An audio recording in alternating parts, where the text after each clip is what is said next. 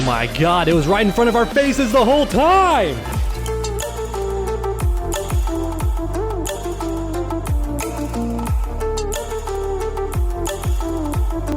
How's it going, everyone? My name is True Underdog, and once again, everybody is going off in the comments section because apparently Ed Boon's been going off on Twitter once again, and part of me wonders if sometimes this guy is just posting stuff and everyone reads way too much into it. And then on top of what Ed Boon's been doing, there's also been a lot of supposed leaks happening, and these finger motions are very intentional because these leaks, I'm not sure if I'm feeling them, but again, you're all over the comments with it, so I thought I'd have a look at it. But before we do any of that, please allow a quick word from today's very special sponsor. Behold, my allies in the fight against demonetization. Father's Day is quickly approaching, and the Ridge wallet makes the perfect gift. Just check out the Father's Day guide on their website and find the best gear for your dad. Have your father ditch his old bulky wallet and get him a new wallet that's fit for the 21st century. There are 3 things that I absolutely love about the Ridge wallet. Number 1, it is sleek and compact. Have you ever gotten a compliment on your wallet before? Me neither, until I started using the Ridge wallet. Now I get them fairly often, and I can understand why. This one is 18 karat gold, baby. And maybe you don't want something quite as flashy. Guess what? Titanium has your back. Look at this bad boy. It is still stunning and beautiful. Reason number 2 why I love the Ridge wallet. What's up? Extremely durable, and they also have a lifetime warranty. If you somehow do damage these bad boys, they're guaranteed you get a replacement. They're gonna last you a lifetime. And then reason number 3, they have a 45-day money back guarantee. So if you try one out and you don't like it, you can send it back and it's no cost to you. Go ahead and get one, try it out, see if you like it. Check out the link in my video description and make sure to use code DOG because that coupon code is gonna get you 10% off your order. So I think it's time for you to finally see what all the hype was about. Try a Ridge wallet today. Let's begin with one of Ed Boon's tweets that has everybody very excited. Inspiration for our upcoming Marvel vs. Mortal Kombat game, Winky Face. And as you can see, it's just a very well done live action fight. Now, unless you were born yesterday, you know what this tweet actually means. Chances are there's not going to be a Marvel vs. Mortal Kombat fighting game. Because we all know that Ed Boon's not just gonna come out and say it like this, unless the man is playing 4D underwater chess and he's just saying it right in front of you and hoping that throws you off his trail, which, if so, well played.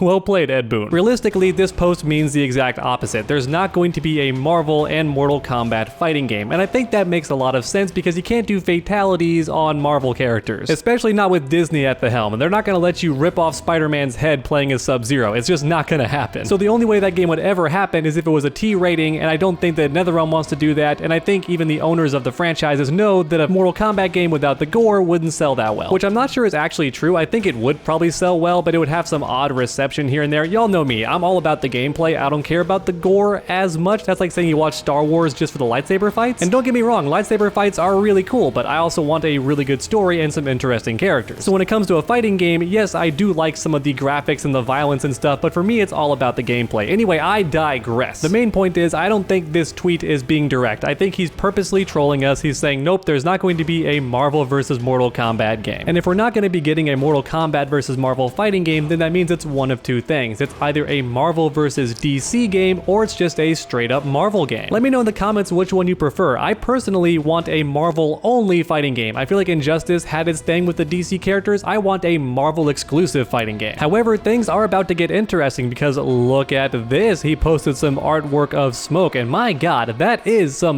nice artwork. A big shout out to Flavio Lucchesano, if I'm saying that correctly. That's a really good artwork, my god, and I do miss Smoke with the amazing luscious white hair. No, but seriously, what conditioner do you use, Smoke? Because that hair is glorious. Now, could Ed Boon be hinting at Smoke being a DLC character in the future? Maybe. Once again, it's really on the nose. It could just be him posting Smoke artwork and he's just trolling everybody because he knows that we want Smoke. And you know what? Let me know in the comments. I like to get you guys involved as much as I can. Would you rather have Smoke in the next Mortal Kombat game, or do you want to see him in Mortal Kombat 11? Do you want him right now, or do you want him to be in the next game where the graphics and gameplay could be a bit better? Make your voices heard in the comment section down below. Alright, and next up, it's time to cover an infamous leak that has been making the rounds. And once again, I'm going to call this a leak because we're going to go ahead and see. I don't think it has much credibility, but just for fun, again, everyone's blowing up the comment section. Let's look at it and see if it has any credibility. So for starters, the layout and font has me concerned. I think we all know what website this leak came from, and it was also posted by Anonymous, so that's not a very good sign either. This person does not even want to use a real username of any kind. Okay, but let's start reading. Hello everyone. on. I'm an employee of NetherRealm Studios. I understand that many MK and DC fans are concerned about the situation that the Warner Bros. Interactive Entertainment Company is in. But don't worry, it's not the end of the world, so it's time I give you some reports on NetherRealm Studios' plans, which from what I'm sure many of you expect, the Kombat Pack 3 for Mortal Kombat 11 and Injustice 3. Well, to next I will give you the details about the characters that will be included in Kombat Pack 3, so a very big grammar mistake there. I'm not sure if that makes it more or less legit, but then we have Kombat Pack 3, Havik, Takeda, Taven, Quan Chi, and Xena. There should definitely be a space or a hyphen there. So once again, let's analyze the credibility here. So Havik and Takeda, very popular characters. Takeda is actually the most